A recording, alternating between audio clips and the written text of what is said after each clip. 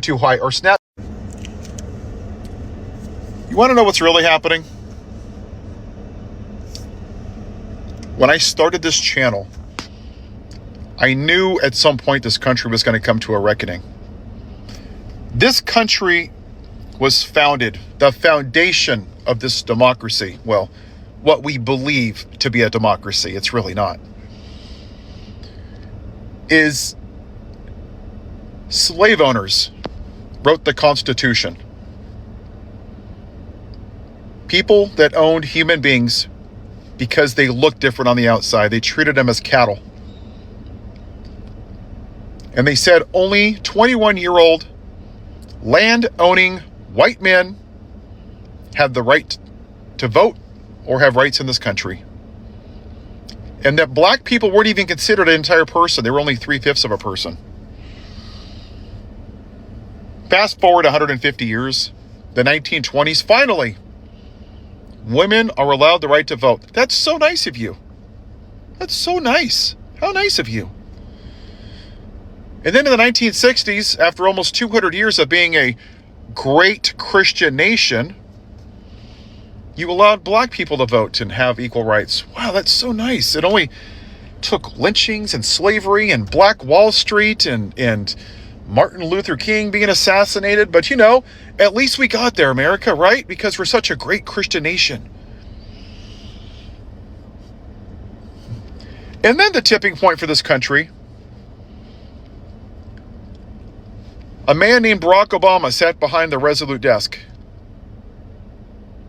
And that was a bridge too far for the Confederacy. That triggered them. They could not understand why somebody that was picking cotton in their great-grandparents' fields was sitting in the White House. In their wills, it would say, I handed over this, black person as property to my sister, to my aunt, to my grandma. It's in wills. I've seen it. And that really triggered him. So we went from him for 2 terms to a guy that's a racist, a guy that mistreats women, a man who can't stay faithful to his wife. But why is that? Because he promised them that their version of white America, that he would bring it back. It's very simple.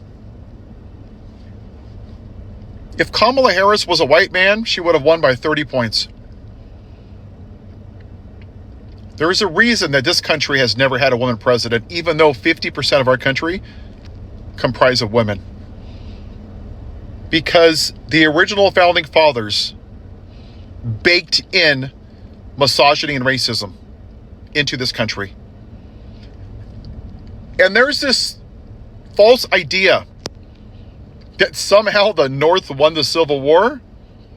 Maybe on the battlefield. We've been fighting it ever since. That ideology, that idea of white Christian nationalism has never gone away.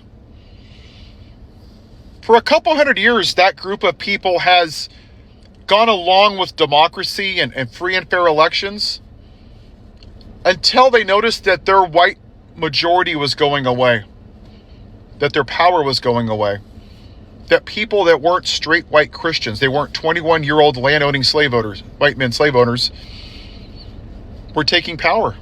We're sitting in the Oval Office. We're sitting in the Senate. That scares the hell out of them. Look at what Kevin McCarthy said last year. The Democrats look like America. And we're not even talking dog whistles. You have President Musk doing the Yahtzee salute. You have the Orange Felon having dinner with Nick Fuentes, a proud white nationalist. You have him not running to black people in New York. You have him saying that you're not Jewish if you don't vote for me. He said, I don't want black people doing my taxes. I want the Jewish people to do it. He supported Madison Hawthorne, who went down to Mustache Man's compound, supported him. And again, and again, and again. There's a reason that they don't want to celebrate Black History Month, Native History Month, Pride Month, Asian History Month. There's a reason they're banning books in schools about slavery, about equality. Because they want to dumb down America, and they only want to teach about white history. That's what's really happening here. And they're going to hide behind religion. And if necessary, they will go to violence, as they did on January 6th. They will. They'll justify it. They'll just all the immorality, because that's what white Christian nationalists do. And so I'm clear, there is nothing Christian about what these people do. It is merely a shield so they can justify their immorality, to take control of their America. Isn't it interesting how they always want to talk about the Second Amendment, even though they're not a well-regulated militia, but they never want to talk about the 3/5 clause? You ever notice that? That's not by accident, that's by design. Because they don't want their children to learn about that. This is about power. They will wipe their backsides with the Constitution if it means that they keep their white majority in power. That's all this is. We can talk about politics and taxes. If Harris would have cured cancer, if she would have stopped global warming, there's a part of this country that wouldn't vote for her regardless, just because she was a black woman. And when you listen to people talk about her, the number one thing I hear about as to why they didn't vote for her, I mean, there's a lot of crazy answers out there, but the number one thing is her cackle, her laugh. So a well-educated black woman who is extremely intelligent, who is a lawyer, who served in all three branches of government, who's not a felon, who hasn't been found liable for sexual abuse, who hasn't committed tax fraud, who hasn't cheated on her spouses, who hasn't been married 3 times, who hasn't led an insurrection. Oh, she's just, you don't like her cackle, so we're going to vote for the convicted felon who sexually assaults women because he's going to maintain the white patriarchy. That's what America is. And until we address it, it's never going to get better in this country. Everything else is just smoke and mirrors. That's what this country is. That's what's baked into this. Because enough people that look like me throughout the course of our history didn't speak out because it didn't affect them. And what you're going to see now is the people that voted for him, they still share his values.